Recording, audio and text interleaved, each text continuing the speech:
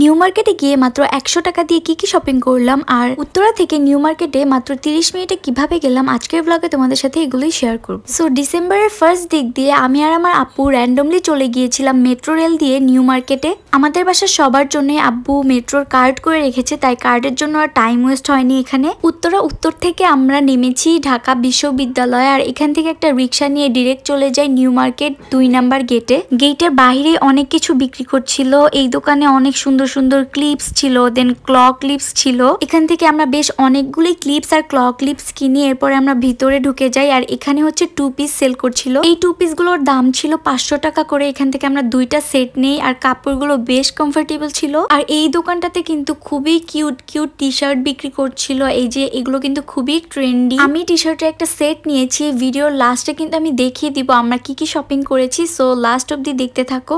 এই তো আমরা ঘুরে ঘুরে দেখছিলাম যে কি বিক্রি করছে। এখানে খুবই ট্রেন্ডি মাফলার সেল করছিল।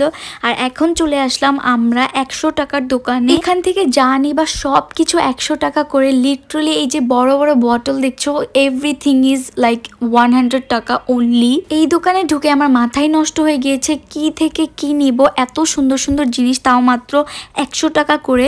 মানে এই দোকানে সব কিচেন স্টাফ ছিল, ইভেন হোম ডেকোরেরও কিছু কালেকশন ছিল। As you can see sugar tea, এই পটগুলো কিন্তু মাত্র 100 টাকা করে ছিল পার পিস। টি সুগার এই পটগুলোর অন্য ডিজাইনও ছিল। দেন এখানে কফি জারেরও অনেক কালেকশন ছিল।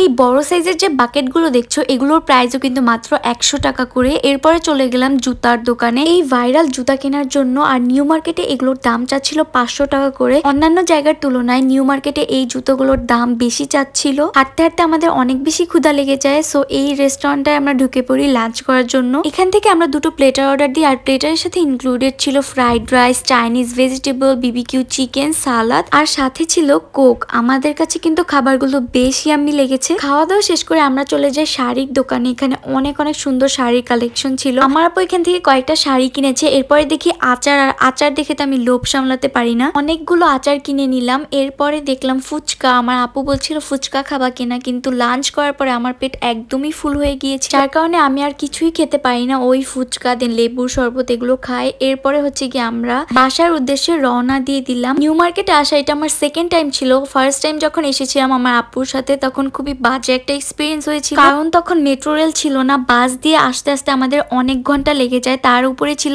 অনেক পরিমাণে বৃষ্টি। পুরা নিউ মার্কেট হাঁটু পর্যন্ত পানি দিয়ে ভরে গিয়েছিল, তার উপর পানির মধ্যে কেমন যেন তেল তেল ছিল। যাই হোক, এখন তোমাদেরকে দেখাবো আমরা কি শপিং করেছি। সো ফার্স্টে আছে একটা ফর্মাল প্যান্ট, একটা প্লাজো, একটা জিন্স প্যান্ট। দেন নিয়েছি কিউট একটা টপস, 2 পিস, একটা গেঞ্জির সেট, আবারও একটা টপস, দেন হচ্ছে একটা হিজাব, বড় সাইজের একটা ওয়াটার বটল, দেন বড় সাইজের এই বাকেটটা, সুন্দর সুন্দর 3টা শাড়ি, দেন এই কফির জার। আমার আম্মুর জন্য নিয়েছি এই সুগারের পটটা। দেন 2টা দোকান থেকে আমরা এই সুন্দর সুন্দর ইয়ারিং গুলো নিয়েছি।